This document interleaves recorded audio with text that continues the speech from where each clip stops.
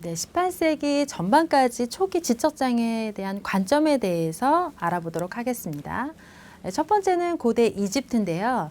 고대 이집트에서는 아이들을 가치 있게 여겼고 종교와 의학을 통해서 다양한 질병을 치료하려는 노력들이 이제 이루어져 왔습니다. 그래서 성직자들은 이제 영적 치유의 활용을 이제 권장을 해왔고 부적이라든지 주문 이런 것들을 사용을 하면 치료가 된다 이런 관점들이 많이 있었습니다. 그리고 이때는 이제 의학도 굉장히 대중적으로 발달하게 된 시기입니다. 그래서 이때 첫 번째 그 지적장애인에 대해서 고대 이집트의 관점을 다시 한번 정리를 하면 이 치료를 하려는 그런 관점들이라고 보시면 되겠습니다. 두 번째, 그리스와 로마 문명에서의 지적장애인을 어떻게 봤는지 살펴보도록 하겠습니다. 그리스에서는 아동들은 부모가 아닌 국가의 소유물로 생각을 했어요. 그래서 아이들이 태어나면 부모가 아이에 대해서 결정을 하는 게 아니라 국가가 아이들에 대해서 어떤 의사결정을 하는 시대였어요. 그래서 그 그리스의 어떤 스파르타에서는 신생아, 그러니까 지적장애인들이 태어나면 이들의 신체적 능력을 결정하기 위해서 그 원로회의로 데리고 가서 이 아이들의 능력을 결정을 하고 이 아이를 어떻게 할 건지도 바로 이곳에서 결정을 했습니다. 그래서 이 시기에는 굉장히 불행하게도 영아 살해 이런 것들이 굉장히 빈번하게 일어났는데요. 장애를 가지고 있는 것으로 간주를 되면 아이를 산에 버리거나 아니면 강에 던져서 익사시키거나 하는 것들이 만연했던 시기입니다. 긍정적인 측면에서는 의학적 진보가 계속 이루어졌지만 이때는 장애 아이들을 고문하는 대신 치료로 이어졌지만 이런 장애 영아 살해라는 것들이 이루어진 시기라고 볼 수 있습니다. 그리고 로마에서는 이제 그리스와 좀 다르게 아동을 부모의 소유물로 봤습니다. 그래서 장애 아동이 태어나면 아버지의 결정, 특히 이제 부모 중에서도 아버지의 결정에 따라서 아동을 거부할 것인지 아니면 우리가 키울 것인지 하는 결정은 아버지의 결정에 따랐습니다. 이 시기에는 굉장히 강력한 가족 간의 유대가 있었고요. 그래서 높은 출생률이 있었고 가족들은 자급자족하는 그런 속성을 가지고 있었어요. 그래서 이때는 이제 자급자족하려면 좀 사람이 많아야 되잖아요. 그래서 지적장애인 아이들이 이제 살아남을 수 있는 이러한 시기였고요. 왜냐하면 이런 일하고 육체적인 노동이라든지 이런 걸 보조할 수 있는 인적 자원이 필요했기 때문에 이때에는 이제 지적장애인들이 이제 영아 살해되지 않고 살아남을 수 있는 그런 시대였습니다. 그래도 이 아이들이 하는 일들은 어떤 천한 일이라든지 육체적 노동에 이제 가까운 일들을 많이 했고요. 그런데 기원 후 한 1세기경 로마 제국이 되면서부터는 유아 살해가 다시 확대되는 이러한 좀 비극적인 일들이 계속적으로 벌어졌습니다. 중세시대로 좀 가볼게요. 중세시대에는 이제 로마가 멸망하면서 이제 르네상스가 시작되는 그런 시기에 있었고요. 그래서 이 중세시대에는 종교와 미신 그리고 공포를 갖는 이런 시대였고요. 기대 수명에 대해 영향을 미친 어떤 역병이 이제 만연하면서 이런 것들에 대한 어떤 전염병에 관련된 것 그리고 이런 전쟁도 이루어졌던 이러한 시기입니다. 그러니까 중세시대 동안에는 특정 분야의 의학적 진전이 이루어지기도 했고요. 이런 특정 분야의 의학적 진전은 어떤 지적장애와 연관된 증상들을 설명하고 처치 방법에 대한 것들이 나오기 시작했는데요. 대표적인 것들이 이제 내막염, 내수종 같은 것들입니다. 그래서 내막염이나 내수종, 나중에 이제 저희가 원인에서 다시 보겠지만 내막염이나 내수종이 이제 지적장애의 원인하고도 많이 관련이 되어 있는데 이러한 것들에 대한 치료 방법들이 이제 나오면서 어떤 진전들이 좀 이루어졌습니다. 이제 르네상스와 종교개혁 시대를 좀 보도록 하겠습니다. 르네상스와 종교개혁 시대에서는 이제 몇몇 의사들에 의해서 지적장애 분야에 영향을 미치게 되었는데요. 특히 이 시대에 이제 스위스 의사인 파라겔루스는 지적장애와 정신장애를 최초로 구분한 인물입니다. 그러니까 예전에는 지적장애와 정신장애에 대한 구분이 없고 지적장애인들이 이제 정신질환 보이는 것처럼 이렇게 이해가 됐습니다. 지적장애에 대한 이해가 없기 때문에 이와 비슷한 특성을 보이는 이제 우리와 다른 일반적이지 않은 특성을 갖는 사람들을 정신질환자들로 다 봤죠. 그런데 1950년대 최초로 이제 지적장애와 정신장애 구분을 했는데요. 실제 이제 갈턴이 얘기한 걸 보면 이때는 이제 용어가 지적장애가 아니라 정신박약이라는 용어를 썼었는데요. 정신박약인들은 건강한 동물들이 하는 것처럼 행동하지만 정신병자는 비이상적인 동물쯤처럼 행동한다. 이 말의 차이는 뭐냐면요. 지적장애인들이 보이는 행동은 일반적인 어떤 인간들이 할 수 있는 행동이지만 그런 수준의 차이가 좀 있는 거고요.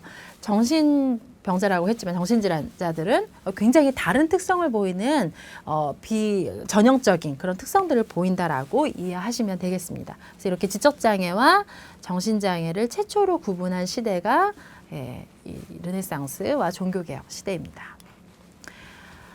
그리고 이제 종교개혁은 이제 굉장히 간접적인 영향을 많이 줬는데요. 이제 종교개혁은 여러분 아시다시피 신앞에 모든 인간이 평등하다라는 그런 원리를 가지고 있고요. 그래서 장애인도 하나의 인간으로 인격적 존재라는 인식 전환의 어떤 단초를 제공을 했습니다. 인식 전환의 단초를 제공하긴 했는데 그 종교개혁에서 굉장히 유명했던 이제 마틴 루터 같은 경우 보면 지적장애인에 대한 견해는 굉장히 이제 부정적인 견해를 가지고 있었어요. 그래서 루터가 했던 이야기를 좀 인용해서 보면 정신박약인들은 그저 영혼이 없는 살덩어리에 불과하다. 영혼이 없는 살덩어리라는 건 어떤 거죠? 그냥 정신이 이제 생각이 없다. 뭐 이런 뜻을 이제 갖고 있죠. 그리고 이것은 악마의 힘 안에 있기 때문에 악마는 이성과 영혼을 지닌 사람들을 타락시킨다. 그래서 지적장애인들이 가지고 있는 생각은 이제 영혼이 없는 거고 스스로에 대해서 생각하는 게 아니라 어떤 악마나 이런 존재 때문에 지적장애인들이 이런 특성을 보이는 거다라는 이런 뜻을 가지고 있고요. 그래서 인간이 신 앞에 평등하면 장애인도 평등해야 되는데 이제 그런 생각의 단초는 제공했지만 이 시대에 이제 유명했던 루터 같은 경우도 보면 굉장히 부정적인 견해를 가지고 있습니다. 이제 17세기, 18세기로 와볼게요. 이제 17세기, 18세기로 오면 이제 대표적인 것들이 의학적인 진보가 이제 좀 이루어졌던 시기입니다. 그래서 미국에서는 이제 식민지 시대로 간주되는 17세기와 18세기에 이런 의학적 발전이 많이 이루어졌고요. 그런데도 이제 보면 의학적 발전이 있었다는 것은 어떤 지적장애인들에 대한 원인들로 생각할 수 있고 관점도 다양해진다는 건데 이제 불행하게도 이제 지적장애인에 대한 대우, 그러니까 지적장애인에 대해서 우리가 대하는 태도는 더 이제 비인간적이 됐습니다. 그리고 이제 유럽을 볼게요. 유럽에서는 이제 굉장히 극단적으로 양분화된 이런 사회였는데 한쪽은 이제 굉장히 부유하고 한쪽은 너무너무 궁핍한 이런 시대였습니다. 그래서 유럽에서는 이제 국어를 하는 사람들이 너무 많았고요. 그다음에 30년 전쟁 동안에 굉장히 거지들이 이제 많이 있었어요. 그래서 이 시기 동안에는 지적장애인들도 이제 워낙 이제 완전히 궁핍한 생활을 하는 것들이 이제 일반화되었기 때문에 굉장히 많았기 때문에 이제 지적장애인들의 사망률도 굉장히 높았고요. 지금 보면 75에서 80%가 넘는 이런 지적장애인들이 사망률도 굉장히 높았고 이 80%에 넘는 이런 지적장애인들이 병원이나 감옥 같은 곳에 이제 시설에 가두어지는 이런 시기입니다. 그래서 왜냐하면 이제 길거리에 돌아다니는 사람들이 이제 너무 많다 보니까 이제 이런 사람들을 모아서 병원이나 감옥 이런 시설에 많이 가두는 이런 시대가 되었습니다. 네, 그래서 이렇게 국어를 너무나 일반화되었기 때문에 이게 전문 거지라고 하죠. 이렇게 국어를 하는 이런 사람들이 고아원 등에서 이제 어린 아이들을 이제 사서 더 많이 돈을 벌 수 있기 때문에 왜냐하면 우리도 지금은 이제 우리나라에 이제 그런 것들이 별로 없는데 국어를 할 때 더 불쌍해 보이고 더 안 돼 보여야 이제 거기에 이제 반응을 하잖아요. 일반 사람들이.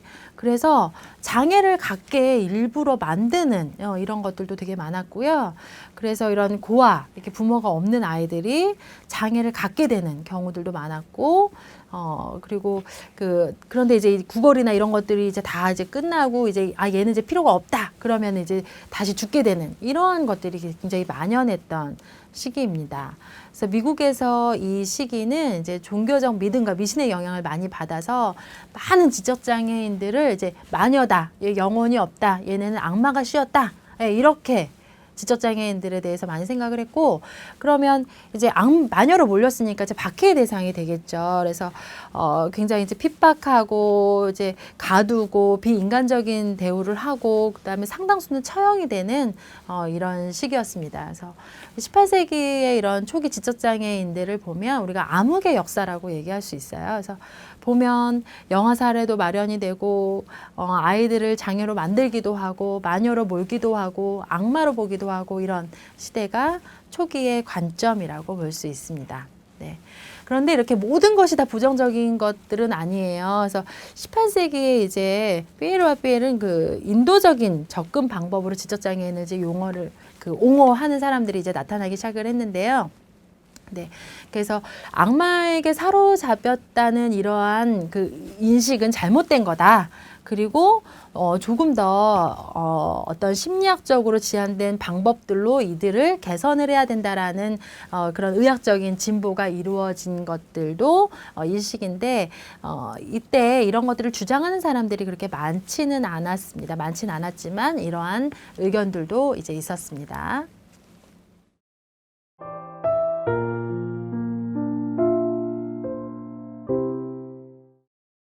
네, 이번에는 이제 19세기와 20세기 초기 지적장애인에 대한 관점에 대해서 알아보도록 하겠습니다.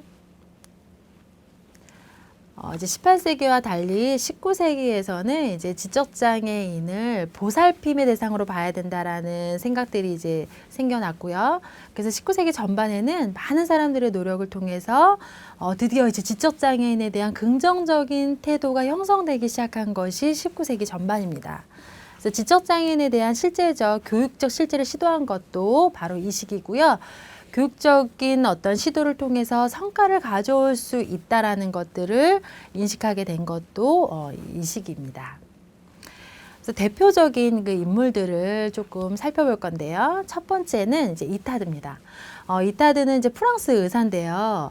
유명한 이제 야생 소년 빅터라고 하는 이제 이런 소년을 발견하게 돼요. 그래서 빅터가 야생아로 알려진, 그러니까 프랑스의 그 아베농의 숲에서 한 아이를 이제 발견하게 되는데, 이제 늑대 소년으로 이제 보이는, 거의 이제 동물의 형상을 하고 말도 할 수 없고 동물의 움직임을 하고 이런 아이를 보는데, 이제 빅터라고 이제 이름을 붙이고요. 이 아이에게 이제 교육을 시도하게 됩니다.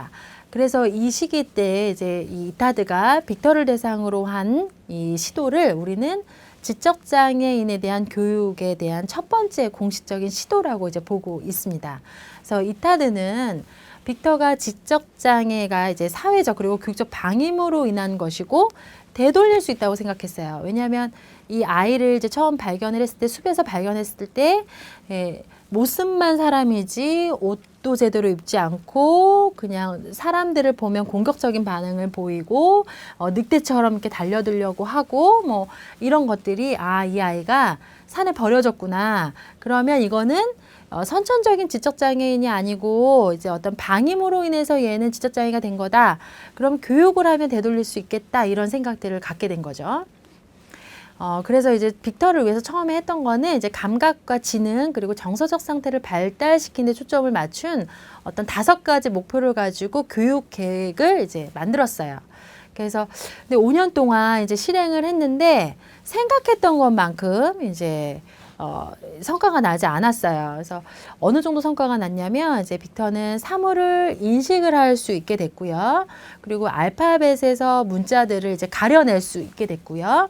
그리고 몇몇 단어들의 뜻을 이해할 수 있게 됐고, 그리고 여러 가지 물건들 중에서 어떤 사물의 이름을 적용시킬 수 있는, 이제 매칭을 할 수 있는 것까지가 이제 됐지만, 말은 이제 제대로 할 수가 없었어요. 그래서 실제 자신의 작업은 5년 동안 이렇게 실행했던 것들은 실패라고 생각을 했지만, 사실상 이것은 교육을 통한 어떤 차이를 만들어낼 수 있다라는 걸 보여준 그 첫 번째 시도라고 할 수 있습니다. 두 번째 또 영향을 미친 사람은 에스케롤인데요. 프랑스 정신과 의사였던 에스케롤은 정신질환과 지적장애를 구분하려고 했던 그 사람들 중에 한 명이고요. 그리고 지적장애가 심한 백치와 그만큼 심하지 않은 얼간이, 둘 다 별로 용어는 마음에 들지 않습니다. 그래서 예전에는 백치나 얼간이 이런 용어들을 지적장애에 대해서 썼는데요. 그런데 어쨌든 수준을 구분을 한 거죠. 백치와 얼간이는 다르다. 이 둘은 수준이 다르다. 심하면 백치고 조금 덜 심하면 얼간이다. 이렇게 구분을 했던 거죠. 그래서 지적장애 수준을 이제 확립한 초기 이런 노력들이고요. 나중에 이제 이런 뒷부분에서 배우게 되겠지만 지적장애 수준을 나누는 것들은 관점이 변하면서 굉장히 여러 가지로 변하게 됩니다. 그래서 지금 제가 백치나 얼간이라는 표현을 했지만 여기서만 기억하시고 이거는 빨리 잊어주시기 바랍니다. 네. 그리고 이제 에스페롤을 이제 지적장애인이 교육을 받을 수 없다는 기존의 이제 생각에 이제 동의는 하고 있었지만 이렇게 수준을 나누는 것들을 했고요. 그래서 이타드는 교육을 받을 수 있다고 생각했지만 에스페롤은 이제 교육을 통해서 아이가 변화한다라고 생각하지는 않았습니다. 네. 이제 세 번째는 이제 구덴베를 좀 보겠는데요. 이분도 이제 스위스 의사입니다. 그래서 스위스 의사로 지적장애인을 위한 시설을 시작한 첫 번째 인물로 이제 여겨집니다. 그래서 이제 19세기 때는 이제 시설들이 이제 굉장히 많아지게 되는데, 이 구겐벨이 지적장애인을 위한 시설을, 어떤 그 시설이라고 하는 그런 대규모의 시설을 만들었던 이런 사람으로 이제 기억이 되고 있고요. 이 의사는 주로 갑상선 결함에 야기시키는 이제 선체적 기형 그리고 지적장애가 발생되게 되는 이제 그 크레틴 병에 관심이 많았어요. 그래서 이 관심이 많아서 나중에 이런 그 직접적으로 크레틴 병을 갖게 되면 지적장애를 갖게 된다라는 건데요. 그 크레틴 병을 갖고 있는 사람들을 치료하기 위한 이런 어떤 그 시설들을 만드는데 단순히 이 사람들을 이제 거주시키는 것이 아니고 건강 관리도 하고 신체적 운동도 시키고 적절한 식습관 이런 것들을 권장을 하고 약물 치료도 하고 그리고 기억이나 언어 훈련 같은 교육 방법을 활용하면 이들의 이제 지적 기능도 좋아질 것이다라고 이제 생각을 했던 거죠. 그래서 이제 대규모의 시설에서 그냥 단순히 거주나 이런 것들이 아닌 조금 더 어떤 중재적인 입장이 들어갔지만 나중에 이제 불행하게도 이 시설들이 이제 폐쇄를 하게 됩니다. 폐쇄하게 된 것들은 이제 이 다른 전문가들이 지금 주장하고 있는 이런 크레틴병 치료 방법이 옳은 방법이냐 이거 아니다라는 이제 비판들을 많이 하게 되고요. 그래서 나중에는 이걸 폐쇄하게 됐지만 이제 지적장애인을 위한 시설이 단순히 거주의 목적이 아니라 보호라는 이런 아이디어 그리고 실제로 어떠한 중재가 들어갈 수 있다라는 것들이 있었기 때문에 이런 시설에 대한 어떤 창시자로 이제 받아들여져야 된다고 나중에 이렇게 평가되기도 했습니다. 자, 네 번째 인물은 이제 세갱을 좀 보겠는데요. 이분은 이제 생리학적 연구 방법을 통해서 연구를 진행을 하면서 이타드가 이제 빅터에게 했던 방법들을 조금 더 확장을 했습니다. 그래서 생리학적 방법이라는 것은 이제 시각, 청각, 미각, 후각을 포함한 이제 감각 훈련 방법 그리고 어떤 아이디어를 일반적인 아이디어를 가르치고 추상적 사고를 개발하고 그리고 어떤 윤리적 훈련들 이런 것들을 이제 근육체계나 신경체계 훈련과 함께 이런 것들을 적용시키는 것에 이제 기반을 두고 있는 건데요. 그래서 목표는 어떤 자조기술의 개발부터 해서 지각이나 모방, 기억, 그리고 일반화 이런 것들을 활용한 직업기술로 진행하는 것이 목표였습니다. 그래서 다시 얘기를 하면 이제 생리학적 방법을 통해서 지적장애가 개선될 거다라고 봤던 그러한 관점입니다. 그래서 이때는 이제 지적장애인을 어떤 활동, 지능, 의지가 약한 개인으로 보고 이제 교육적인 시도를 했다라는 것이 이제 중요한 관점이라고 볼 수 있습니다. 네, 이번에는 이제 갈등의 시대, 이제 이 시대가 어떻게 변화하느냐에 따라서 이제 지적장애인을 보는 관점들이 굉장히 많이 변화하게 됩니다. 그래서 우리가 지금 18세기부터 쭉 어떻게 시대가 바뀌고 있고 그 시대의 인간을 어떻게 바라보고 있는가가 사실은 지적장애인의 인식에 많은 영향을 미치고 있는 거죠. 그래서 이제 19세기, 20세기 갈등의 시대, 이제 남북전쟁으로 이제 대표적인 시대인데요. 이 시기에는 경제적으로 굉장히 어려운 시기였어요. 그래서 이런 경제적으로 어려운 시기가 지난 후에 이제 경제적으로 어렵다 보니까 이제 버려지는 아이들도 많고 이제 이러다 보니까 이제 보호시설들이 증가되는 이런 시기입니다.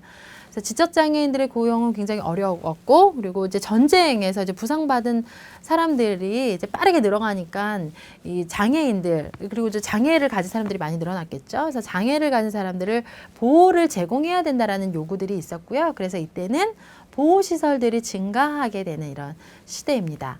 그래서 처음에는 이제 학교라는 용어로 이것들이 생겼는데 이제 주로 하는 역할들이 이제 보호시설이다 보니까 학교라는 용어가 이제 시설의 이름에서 이제 없어졌고요. 그러니까 시설들의 원래 속성, 이제 양육 속성을 더 반영하는 이제 수용소, 병원 같은 용어로 이 학교라는 용어가 이제 변경이 됩니다. 예, 그리고 애초에 이제 지적장애인을 그래서 원래는 이제 보호하려고 이런 것들을 원래는 처음에 목적은 보호의 목적이었어요. 그래서 이런 시설들이 지적장애인을 보호하려는 것이었는데 이제 나중에는 이제 비전형적인 사람들로부터 전형적인 사람들을 보호하는 것. 그러니까 이 지적장애를 가진 사람들이 장애를 갖지 않은 사람들과 봤을 때 이들을 좀 분리를 시켜야 된다. 그래서 전형적인 사람들을 보호하려면 이들을 좀 분리시켜야 된다라는 관점으로 이제 바뀌게 된 거죠. 그래서 시설의 역할이 지적장애인을 이제 분리하고 격리하는 것으로 이제 변화하게 됩니다. 그러니까 보호의 관점이 이제 분리와 격리의 관점으로 이제 바뀐 거죠. 그러다 보니까 이제 시설들은 굉장히 규모가 커지게 됐고, 더욱더 비인간적으로 되었고, 그러니까 지적장애인에 대한 대우가 더 비인간적이었다는 거고요. 그리고 시설들의 수도 굉장히 증가하게 되는 이러한 시대입니다. 네, 이제 갈등의 시대에서 또 대표적인 것이 이제 우생학입니다. 우생학은 이제 1800년대 후반에 시작돼서 1900년대 전반부까지 지속되었던 어떤 이러한 생각들인데요. 우생학에서 얘기하고 있는 것들은 이제 유전적 요인들을 통제하면 인간이 인종을 개선시킨다는 거죠. 이제 종을 개선시킨다는 거죠. 그래서 지적장애를 가지고 있는 유전적 요인들을 통제를 하면 지적장애가 안 생긴다라는 그런 생각들입니다. 그래서 이제 동일한 이제 그때 이제 시설들이 많았기 때문에 이 시설에서 남성과 여성을 분리하기 시작했고요. 그다음에 가임기 여성들이 임신을 하게 되고 이런 지적장애인들이 또 임신을 해서 아이를 낳게 되면 또 지적장애인이 이제 발생을 할 거다라는 인식들이 이제 만연을 했기 때문에 이제 남성과 여성을 분리시키고 별개의 시설들을 만들게 됐고요. 그리고 이제 아예 아이를 갖지 못하게 하는 이런 강제 불임 등이 이때 이제 활용이 됐습니다. 그리고 훨씬 더 급진적인 권고는 뭐냐면 이제 안락사를 이제 수용을 했다라는 건데요. 예를 들어서 이제 지적장애를 갖고 있는 결함이 있는 신생아를 죽게 만드는 거죠. 죽게 만드는 것을 허용을 했고 신생아의 죽음을 촉진하기 위해서 약물을 사용하기도 했습니다. 그래서 다시 이야기하면 지적장애를 가진 사람들이 태어나지 않고 그 다음에 또 태어난 사람들이 없어지면 이게 종이 개선이 돼서 유전적 요인들이 사라지면 지적장애가 없어질 거다. 종이 개선될 거다라는 움직임이 있었던 거고 그로 인한 강제불임이라든지 안락사라든지 이런 것들이 사용이 됐던 이러한 시기입니다. 그래서 이런 우생학의 움직임 때문에 이제 1920년대, 1930년대 시설들은 계속해서 그 수와 규모가 증가하게 되었고요. 시설의 질은 떨어졌어요. 그래서 보호가 아니라 격리시키고 분리시키고 그 다음에 이 인간을 보는 관점 자체가 이 사람들은 이제 살아둬야 돼 이런 생각들이 계속적으로 지속이 되었다는 얘기입니다. 그리고 이때는 이제 대공황이 영향을 많이 미쳤는데요.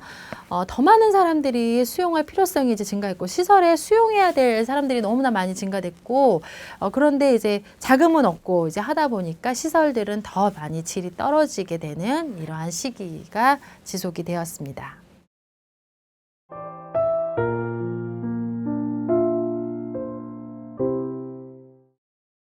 네, 이제 20세기 지적장애인에 대한 이제 긍정적인 인식에 대해서 알아보도록 하겠습니다.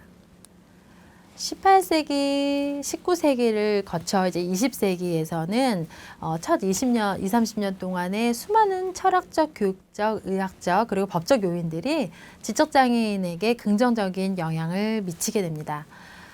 지적장애인에 대한 생각들은 현재도 계속 변화되고 있고 앞으로도 이제 계속 변화할 텐데 결국 지적장애인에 대한 인식이라든지 이런 것들은 우리가 인간을 어떻게 바라보는가, 제가 강의 오리엔테이션에서 얘기했던 지적장애인을 어떻게 바라보는가 하는 우리의 인식의 변화, 교육적 변화, 철학적 변화, 이런 여러 가지 변화들이 영향을 미치게 됩니다. 대표적인 것들을 좀 살펴볼 건데요. 이제 첫 번째는 1920년대에서 1940년대입니다. 이때 지적장애인의 인식은 이제 다소 이제 우생학에 대한 것들이 무시가 되면서 인식들이 다소 이제 바뀌게 되었는데요. 이때 이제 정치적으로는 미국의 이제 유명한 그 루즈벨트 대통령이 지적장애인을 포함한 모든 미국 시민들을 위해서 정부 차원의 더 많은 지원을 해야 된다라는 것들이 이제 독려된 시기고요. 이때 이제 특수아동협회, 지금도 지속이 되고 있는 우리 장애 쪽에서 굉장히 유명한 협회입니다. 그래서 지적아동협회 같은 이런 장애인들을 옹호하는 집단이 이제 이 시기에 이제 설립이 되었고요. 미국 정신결함협회, 지금은 이제 미국 지적장애 및 발달장애 협회로 이제 이름을 갖고 있는데요. 이런 협회들이 이제 조직들이 이제 생겨났고, 이 협회들이 생겨나면서 지적장애에 대한 본격적인 정의, 분류, 그리고 지적장애에 대한 교육 등에 대한 정보를 이제 제공하고 있습니다. 그리고 의학적으로는 여러 연구에서 지적장애인에 대한 특정 생물학적 요인, 그러니까 지적장애를 일으키는 생물학적 요인이라든지 예방법에 대한 중요한 발견들이 이제 이때 시작이 됩니다. 그리고 이러한 연구들이 이제 연구 결과들이 이제 제공이 되는 시기입니다. 네, 두 번째는 이제 1940년대로 50년대의 대표적인 것들을 좀 살펴보겠습니다. 이때는 이제 2차 세계대전 이제 이후인데요. 모든 국민들이 국가에 기여해야 된다라는 이런 기대를 기반으로 해서 지적장애인들도 이제 기능적 기술들을 배워야 되는 각성들이 있었습니다. 그래서 세계대전이 끝나고 이제 시설 굉장히 이제 낙후가 되고 이제 다시 재건을 해야 되고 이제 이런 시기다 보니까 전 국민이 다 합쳐서 국가에 이런 재건 활동에 이제 기여를 해야 되기 때문에 지적장애인들도 이런 부분에서 기여를 해야 된다는 생각입니다. 그리고 이제 2차 세계대전이 이제 끝난 이후에 이런 시설들, 앞부분에서 이제 시설들이 계속 확대되고 확충되고 수가 늘어나고 굉장히 질이 떨어졌다라고 말씀드렸는데 이 시설들에 대한 것들의 여건들이 사실 대중들은 잘 알지 못했어요. 대중들 잘 알지 못했는데 이 시설들에서 어떻게 장애인을 대하고 있는가에 대한 것들이 이제 언론에 이제 폭로되고 이러한 것들이 출판이 되면서 시설에 있는 장애인들이 지금 이런 대우를 받고 있는구나라는 것들이 이제 알게 된 거죠. 알게 되면서 이제 인식의 전환들을 이제 만들어내는 이런 시기입니다. 그리고 1950년대는 지적장애인, 장애인들에 대한 지원에 대한 법률들이 이제 제정이 됐고요. 그리고 이제 소송, 교육에 있어서 인종차별을 반대하는 판결이 이제 일어나면서 인간에 대해 보편적인 시각, 인종차별에 대한 보편적인 시각이 이제 지적장애까지 이제 확대가 되면서 어떤 장애인에 관련된 소송의 무대를 마련하게 되는 시기입니다.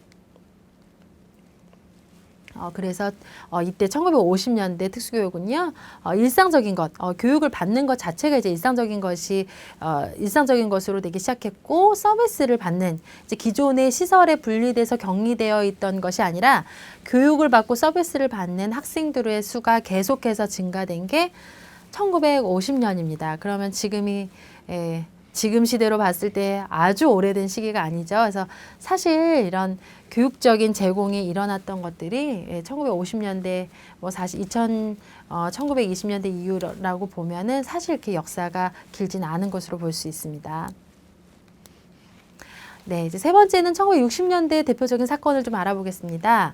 1960년대는 이제 케네디 대통령이 이제 대통령 직속으로 정신지체위원회를 만들었어요. 그래서 지금도 이제 정치를 하면서 중요한 어떤 기관이라든지 어떤 정책들을 입안을 할 때 위원회를 만들잖아요. 그래서 이때는 이제 대통령 직속 정신지체위원회가 이때 생겼고 지적장애인을 위한 많은 프로그램들이 이때 시작되게 됩니다.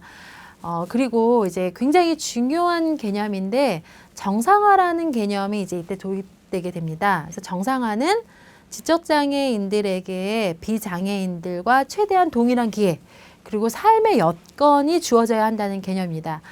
다시 이야기하면 지적장애인들도 정상적인 삶을 살아야 된다는 거죠. 그래서 동일한 기회와 동일한 삶의 여건이 주어져야 된다는 것이고 이러한 개념은 나중에 통합교육에 대한 개념으로 확대가 되게 됩니다. 그리고 이때는 제가 이제 시설에 대한 폭로가 이제 이어졌는데요. 이 이전에도 시설에 대한 충격적인 것들이 이제 폭로가 이루어지긴 했지만 이게 이제 대표적인 것으로 이제 확 터지진 않았어요. 근데 이때 이제 사건이 일어나게 되는데 여기 이제 연옥에서 크리스마스라는 이런 책이 이제 발간되게 되는데 기자가 시설에 몰래 들어갑니다. 몰래 들어가서 이때 시설에서의 어떤 참혹한 여건들을 사진 촬영을 해요. 사진을 쭉 촬영을 해서 이 사진집을 출간하게 되는데 이 출간된 책 제목이 연옥에서의 크리스마스입니다. 이때 이제 사진이 다 흑백으로 되어 있고요. 그래서 저도 이제 봤는데, 보면 이제 장애인들이 뭐 쇠사슬에 뭐 이렇게 묶여 있기도 하고, 여기서 어떤 학대를 당하기도 하고, 뭐 굶주려 있고, 묶여 있고, 이런 것들이 이제 다 실상에 드러나게 되는 이러한 사건입니다. 그래서 이제 이러한 지적장애인들이 학대받고 있고 시설에서 어떤 보호를 받는 것들이 아니라 이런 낮은 질의 이런 보호가 아닌 어떤 차별적 대우를 받고 있다라는 것들이 이루어지면서 이 시대에는 이제 많은 다른 의견들이 이제 있어 왔습니다. 그래서 1960년대를 좀 보면 60년대 주요 법률은 이제 사회적 혜택을 받지 못한 아동들 그리고 장애 아동들을 위한 기금을 마련해야 된다는 것들이 이제 이 시대에 많이 생겨났고요.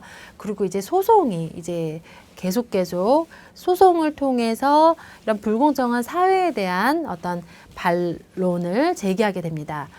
그래서 보면 이제 호소의 이제 소송을 좀 볼게요. 그럼 소수민족 출신의 학생들이 이제 열등반에 배치하게 되는데 이렇게 하는 것들은 이제 열등반에 배치하게 된 것은 검사 결과에 따라서 이렇게 열등반, 우열반 나눠서 이렇게 열등반에 특히 이제 배치하게 되는데 검사 결과에 오용이 있다. 검사 결과가 정확하지 않을 수 있다라는 것에 초점을 두고 이 소송이 이제 진행이 됩니다. 그래서 이런 소송을 통해서 지적장애인에 대한 비슷한 소송, 그러니까 지적장애인들, 소수민족 학생들을 열등반에 배치하는 것 자체가 문제가 있다라는 것들이 이제 지속이 되면서 지적장애인을 분리하고 지적장애인에 대해서 따로 분리해서 따로 이제 교육을 시키는 것 자체가 이제 문제가 될 수 있다라는 그런 근거를 제시하게 됩니다.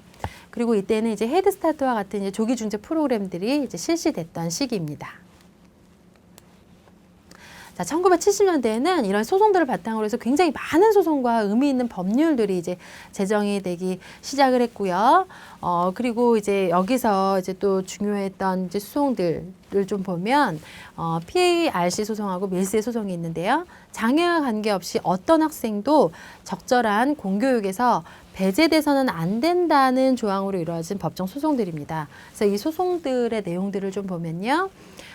다른 지적장애를 지닌 것을 판별하는데 검사 점술들이 차별적으로 활용된 것들에 이제 초점을 맞춰졌던 그런 내용들이고요. 시설들과 관련된 소송들은 어떤 시설의 여건 개선 그리고 거주자들의 기본권 향상 등으로 기결되는 이런 내용의 소송들이 굉장히 많이 있었습니다. 다시 좀 정리를 하면요. 1970년대에는 장애인, 특히 지적장애인이 공교육에서 배제되고 있는 이런 여러 가지 것에 대한 소송, 불합리한 것에 대한 소송이 있어 왔다는 것입니다. 그리고 의미 있는 어떤 법률들이 이제 제정이 됐는데요. 이때 굉장히 의미 있는 법률은 공법 94-142라는 최초의 이제 장애인 교육법이 1975년에 의회를 통과하게 됩니다.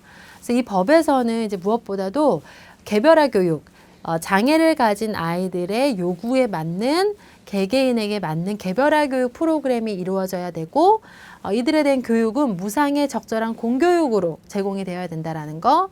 그리고 최소 제한 환경의 아이들을 배치해야 된다는 요구가 들어간 공법 94-142가 의회를 통과하게 됩니다. 그래서 이 법이 이제 기초해서 현재까지도 여러 번 개정이 돼서 오고 있고 현재의 장애인 교육법의 이제 시초라고 볼 수 있습니다. 그래서 개념을 조금 더 살펴보면 최소 제한 환경이라는 것은 장애 학생들이 최대한 가능한 비장애 또래들과 함께 교육받을 수 있는 교육적 배치를 이야기하고요. 최소한으로 제한된 환경에 아이들을 배치해야 된다는 교육 원리입니다. 두 번째, 주류화라는 개념은 장애 학생들이 최소한 하루에 일부 동안은 또래 비장애 또래들과 함께 일반 학급에서 교육을 받아야 된다라는, 그러니까 주류 사회에 장애 학생들이 포함되어야 한다라는 그런 교육적 철학입니다. 그리고 이러한 개념들은 기존에 봤던 정상화의 개념이 확대된 개념이라고 볼 수 있습니다. 1980년대는요, 좀 더 보수적인 정책들이 이제 시도됐던 시대고요. 이 소송은 무상의 적절한 공교육을 정의하는데 이제 도움이 되었고 관련 서비스들의 쟁점들을 검토하게 됩니다. 그리고 공법 94-142 서비스가 기존에는 이제 마련이 된 이후에 여기에 이제 영아나 유아 그리고 학년전 아동들로 확장이 되었습니다. 기존에 이제 학령기 아동이었다면 여기에 이제 영아나 유아 이런 학년전 아동들이 이 서비스 대상에 포함되어야 됐다라는 거고요. 그래서 공법 99-457을 포함해서 몇 번의 개정을 거쳐서 개념들을 만들게 됩니다. 대표적인 어떤 용어를 좀 살펴보면 일반 교육 주도라는 이제 개념들이 등장하게 되는데요. 이것은 특수교육과 일반 교육이 그들 자신의 자원과 일반 지식을 한데 모아서 일반 교육 환경에서 이런 어려움을 갖는 학생들을 대상으로 함께 작업을 해야 된다. 그래서 특수교육과 일반 교육이 이제 두 개가 있잖아요. 근데 이 주도권을 누가 잡아야 되느냐? 일반 교육의 주도하에 장애 학생과 함께 교육을 함께 작업해야 된다라는 이러한 운동이고요. 그리고 이 사회적 역할에 대한 가치들이 이제 일어나게 되는데요. 이제 울펜스버거 같은 경우에는 정상화를 대체할 용어로 이제 이런 것들을 사용을 해야 된다. 그래서 여기서 이야기하는 건 뭐냐면요. 지적장애인을 지닌 이런 사회적으로 가치 있는 역할, 이런 긍정적인 역할들을 해야 된다. 그리고 정상화의 개념은 개념보다 좀 더 확대된 이런 일반 교육이 특수교육을 일반 교육 주도하에 장애 학생에 대한 교육을 함께 논의해야 된다라는 건데요. 여기서 굉장히 중요한 것들은 특수교육과 일반 교육이 있는데, 그러니까 일반 교육이 주도하라는 의미는 그만큼 책임감을 갖고 일반 교육이 주도해 나가야 된다라는 것을 이야기하고 있습니다. 1990년에서 2000년대에는요, 이제 이런 새로운 패러다임들이 이제 등장하게 되는데요. 이런 새로운 패러다임에서 다양한 철학들은 지적장애인의 이제 자기결정, 그러니까 기존에는 지적장애인들은 누군가가 다 모든 결정을 해주면 거기에 따라가는 거였다면 장애인들이 스스로에게 갖는 어떤 생각들을 존중을 한다는 거죠. 그래서 장애인 스스로 결정할 수 있다라는 거, 그리고 소비자의 역할을 강화하는 거, 그리고 사람 중심의 계획, 이 지적 장애에서 장애를 가진, 그러니까 사람 중심으로 모든 것들이 이루어져야 된다라는 것들을 이제 통합을 하고요. 이러한 개념들은 지적 장애인의 이제 항상의 의사결정, 의사를 결정하는데도 지적 장애인이 주체가 되는 거고요. 그리고 개인의 독립성, 독립적인 삶을 되게 강조하게 되고요. 삶의 질로 연결되는 이러한 패러다임들이 다양한 철학들이 이제 이 시기에 이제 등장하게 됩니다. 그리고 공법 94-142에 제공되는 권리들을 지지한 많은 법정 소송들이 이제 있어 왔습니다. 우리가 장애인의 역사를 이제 소송의 역사라고도 얘기를 하는데요. 이런 많은 소송들을 통해서 국가에서 제공하고 있는 정책들이 부당하다라는 것, 그리고 이게 부당했을 때는 국가가 그만큼 배상을 해야 된다는 것들이 이제 이루어지면서 이제는 법적으로 의회에서는 이런 소송들에 걸리지 않는 그런 정책들을 이제 만들기 시작합니다. 그래서 1990년대에는요. 우리가 ADA라고 하는 이런 법이 이제 의회를 통과를 했고요. 이 법은 장애인들에 대한 차별을 방지하고 그리고 좀 더 강력하고 집행 가능한 기준들을 만들어서 장애인을 차별하면 안 되는 것, 이런 것들은 차별에 해당된다라는 것들에 대한 내용들을 담고 있는 이런 굉장히 강력하고 집행 가능한 기준들을 제공하는 법이 이제 의회를 통과하게 됩니다. 네, 그리고 이제 공법 94-142가 이제 재승인되면서 장애인교육법 IDEA로 이제 변경이 되어서 이제 기존에는 이제 94-142 뭐 이렇게 번호를 불렀다면 이제는 장애인교육법이라고 이제 언급을 하게 되고요. 이 법에서는 기존에 이제 장애는 핸디캡을 가진 거다, 사회적인 어떤 불리함의 조건이다라는 이런 기존의 용어가 disability, 어떤 그 능력의 장애를 뜻하는 disability로 바뀌게 되고요. 그 다음에 person first라고 하는 사람 먼저, 제가 사람 중심이라고 말을 했는데 그 사람을 먼저 쓰는 걸 되게 강조합니다. 그래서 용어들도 앞에 이제 individual, 이렇게 사람을 먼저 강조하는, 장애가 강조가 되는 게 아니라 사람을 먼저 강조하는 용어로 모든 용어들이 변경이 되기 시작을 했고요. 장애 학생들에 대한 추가적인 보호 및 이제 서비스를 제공하게 되는 그런 기본적인 법적 구조를 만들게 됩니다.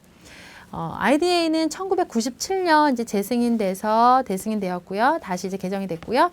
장애 학생들이 일반 교육 교과 과정에 참여를 허용할 필요성을 더욱더 강조를 했습니다. 그래서 IDA는 이제 2004년에 이제 다시 또 이제 개정이 되게 되고요. IDA 97의 원칙들 중 많은 부분들, 즉 일반 교육 교육과정 및 주 전체 평가에서의 참여를 장애 학생들의 어떤 참여를 강화하는 이러한 것들이 이 시대에 법으로 이제 다시 만들어지게 되는데요. 여기서는 기존에 이제 정상화부터 시작했던 이제 통합에 대한 개념, 정상화부터 시작해서 뭐 채소 제한 환경도 있었고요. 일반 교육 주도도 있었고요. 이런 개념들을 다시 이제 정립을 합니다. 그래서 이때 썼던 용어들은 이제 통합, 완전 통합, 이제 부분 통합이라는 용어를 쓰게 되는데요. 통합이라는 것은 장애 학생들을 또래 비장애 학생들과 일반 학급에 함께 배치하는 것을 서술하는 데 활용되는 일반적인 용어입니다. 지금도 많이 사용하고 있죠. 그러니까 장애 학생과 일반 학생들이 일반 학급에 함께 배치되는 것이고요. 그리고 통합은 서로 다른 사람에게 서로 다른 의미를 지니고 있는 거죠. 그래서 이렇게 같이 통합이 된다라는 이제 포함의 개념을 이제 이때 얘기를 하게 되고요. 여기서 또 완전 통합은 장애 유형이나 정도에 관계없이 모든 장애 학생들은 또래 비장애 학생들과 함께 일반 학급에서만 교육을 받아야 된다는 입장입니다. 그래서 완전 통합이라는 것은 단순히 이제 물리적인 통합만 완전히 물리적으로라도 어떻게 같은 공간에 일반 학급이라는 공간에 장애 유형이나 정도 아무리 중증의 장애를 가졌어도 완전히 통합을 해야 된다라는 그런 입장이고요. 이 완전 통합에 대한 개념이나 어떤 철학적인 것들은 관점은 현재도 논란이 좀 있는 부분입니다. 자, 부분 통합이라는 것은 장애 학생들이 교육의 대부분을 일반 학급에서 받지만 적절한 경우에는 다른 교수 학습 환경에서 교육을 받는 상황이죠. 예를 들면 이제 특수학급 같은 경우죠. 일반 학급에 있지만 특별히 이제 일반 학급에 수업을 못 따라갈 때는 특수학급에 가서 수업을 받는 경우들이 있잖아요. 이제 이런 것들이 부분 통합이라고 볼 수 있고요. 그래서 다시 한번 이야기하면 이건 어떤 철학적 개념을 갖고 있는 건데요. 완전 통합은 장애 유형이나 정도에 상관없이 일반 학급에서 교육을 모두 다 받아야 된다. 어떤 차별도 있어서는 안 된다라는 입장이고요. 부분 통합은 대부분은 일반 학급에 있지만 적절한 경우에는 다른 교수 환경에서 교육을 받을 수 있다는 것을 인정한 그런 개념이라고 볼 수 있습니다. 네, 그래서 이런 새로운 패러다임 그리고 철학을 통합해서 이런 지역사회에서 좀 더 많은 지원을 하게 되면 장애에 대한 지원을 통해서 지적장애인들이 좀 더 기능적으로 활동할 수 있다라는 이런 패러다임이 이제 이때 많이 이제 생겨났고 장애 학생들에 대한 교육, 복지 그리고 법적인 것들까지도 많이 달라지게 됐던 시대라고 볼 수 있고요. 종합적으로 말씀을 드리면 20세기는 전반적으로 지적장애에 대한 이제 긍정적인 인식 이런 것들이 철학에서, 교육에서, 의학에서 그리고 많은 법적 제정으로 이런 것들이 실제적으로 이루어졌다라고 정리할 수 있겠습니다.